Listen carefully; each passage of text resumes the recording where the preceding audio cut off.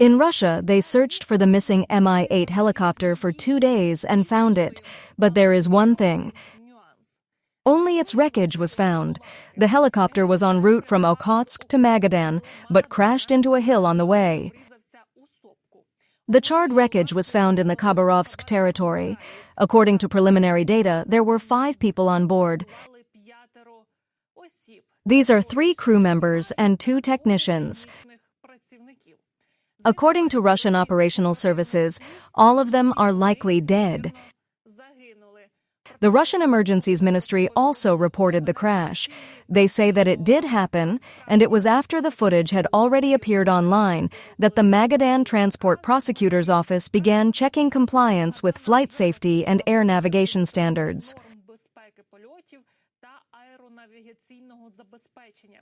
The helicopter was being transported to Magadan after being repaired. As you can see, aircraft with so-called analog parts often crash in Russia. It's not for nothing that all the leading economists, including Russian ones, say that Russian aviation is really in trouble because all the components and parts were Western.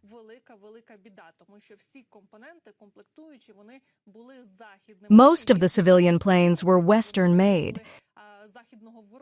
And now, because of the sanctions, the Russians have to fix it themselves, and as you can see, they are fixing it in such a way that it either doesn't take off or, even worse, falls and crashes. In the first half of 2025, 3 serious incidents have already been recorded, 2 with Mi-8s and 1 with Mi-28s. All of the incidents had fatal consequences for the crew, and they died. This indicates a high accident rate and a stressed state of the Russian fleet.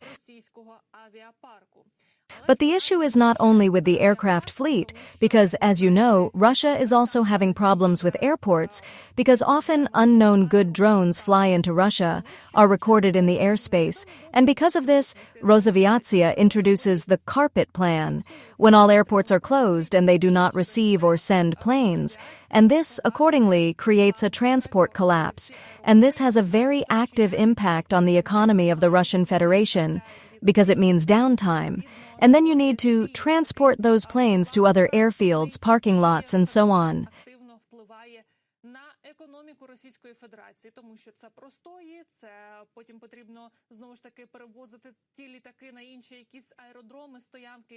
These are all significant costs. Moreover, it would be very good to close these airports in Russia altogether, because the aviation that they still have left, and if they were not used at this time, I think that in a few years, if they reopened this airport and tried to take off, they probably would not succeed.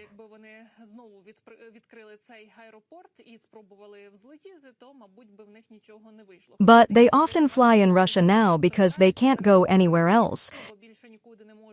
And this also depletes their fleet, and so it needs to be updated, and they can't update it because what? Because there are sanctions in place, and President Zelensky said he would like to get a deterrence package against Russia from Donald Trump. Judging by the context, these are long-range missiles. And this, by the way, is another reason why those airports may indeed be closed in Russia sooner or later.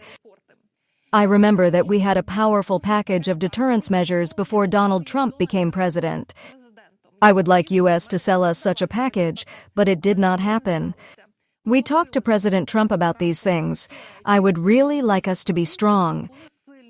A show of force will force Putin to the negotiating table.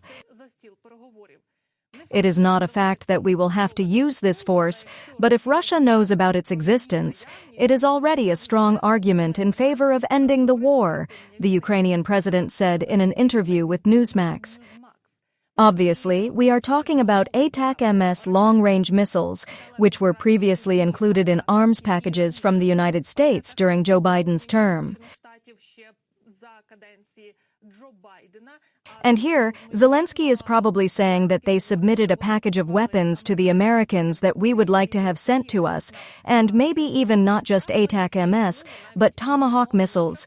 Because, you see, the president did not say that we would use them, but if Putin knows that we have them, then this is already a strong argument for agreeing to a ceasefire.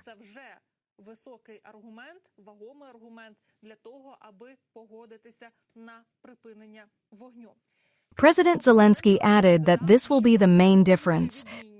Biden could not end this war, and I am sure that President Trump will be able to do so.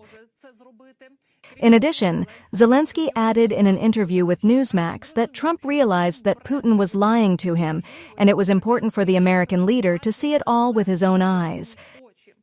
Any offensive weapon provided could force Putin to negotiate, even if it is not used. In addition, according to Zelensky, Putin is afraid of the end of the war because a little over 1 million mentally ill soldiers will return to Russia. They simply do not have a plan for what to do with them. But there must still be a plan for how to continue this war and what to do next in Ukraine, because, for example, propagandist Solovyov suggests finally hitting the decision-making centers. In particular, he calls for an attack on Kyiv. But why they are not hitting now? Every day they call to hit the decision-making centers, to hit Kyiv, to hit the government quarter, but they still don't do it. Apparently, Kellogg is already interfering.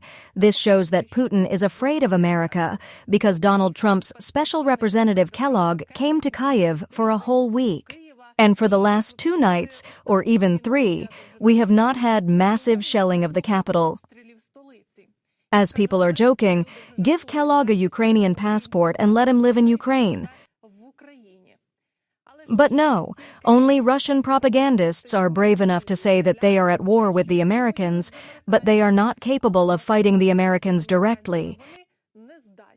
Of course, the fact that Kellogg came is good, and hopefully he is doing the work that will help to force Putin to a ceasefire. But perhaps we should introduce some kind of log of visits by American officials so that they come to every city in Ukraine: Kyiv, Kharkiv, Sumy, Kryvyi Rih. All cities.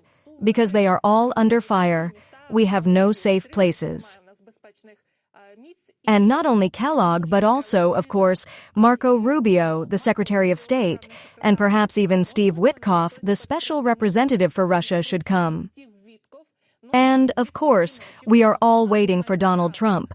I wonder if Solovyov would have struck then, if he would have called for a strike on the decision-making centers as he is doing now. First of all, we need to stop striking the way we do.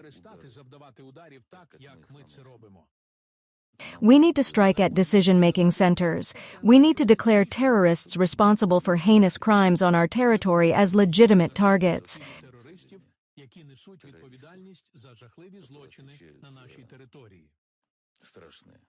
They must be destroyed.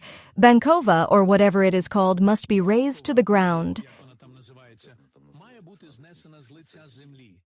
Ukraine's political leadership is a valid target. All bridges must be destroyed. In these 50 days, we have to make hell in Ukraine. I'll remind Solovyov that the countdown has already begun. That is, these 50 days that Donald Trump has announced. But according to Russian propagandists, they are going to make hell in Ukraine. Let's see if this hell will then spread to the territory of Russia, because it is not for nothing that the Republican Senator Lindsey Graham, who is a supporter of Donald Trump, said and responded to these propagandists and to Medvedev, who said that this was some kind of theatrical production from the American president. Graham said that if Putin and all those Kremlin cronies want to know what will happen on the 51st day, I recommend calling the supreme leader of Iran, the Ayatollah. This is someone who was hiding in a bunker because the United States also gave a certain amount of time, 2 weeks, and said that if you don't stop developing nuclear weapons now, we will strike. And what? And they did strike. And perhaps Putin should really consult with the Ayatollah and perhaps already look for a bunker if they are going to create hell on the territory of Ukraine in these 50 days, as Solovyov put it. But that's not all. He went much further. I think he's using ballistic missiles, cruise missiles, Oreshnik. This is, in principle, quite expected from the Russian Federation, but Solovyov suggests that they finally use nuclear weapons. He says it will be safe, especially if it is done on the border with NATO countries. I mean, somewhere in the Lviv region, to be closer to Poland. By the way, today the Russians attacked a Polish company in Vinnytsia, and they did it with a targeted attack. And there was information that they had attacked deliberately. Polish Foreign Minister Sikorski noted that Putin's war has come close to our borders, and the director of this Polish plant said that the Russians attacked the company deliberately from 3 directions, meaning that they targeted the Polish company, even though it makes parquet, not weapons. There are wounded there, so Solovyov says that these are all just small stuff, shaheeds and missiles. It is better to hit with a nuclear weapon. I would finally come to the use of tactical nuclear weapons.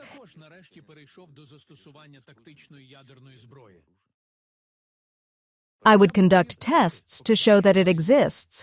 That's why it's not on our territory.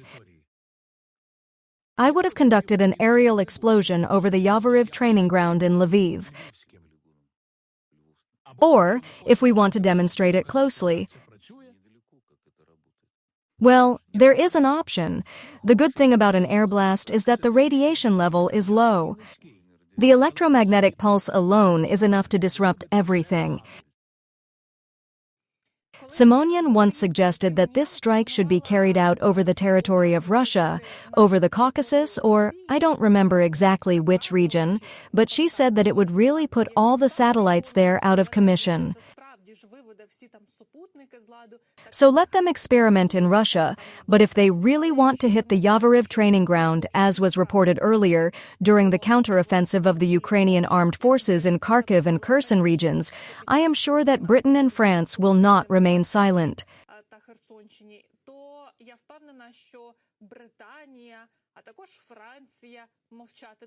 Because if Donald Trump really says what you're making up and why you're doing this, then these countries must also show their strength and show that they have nuclear weapons that the terrorist is threatening them with.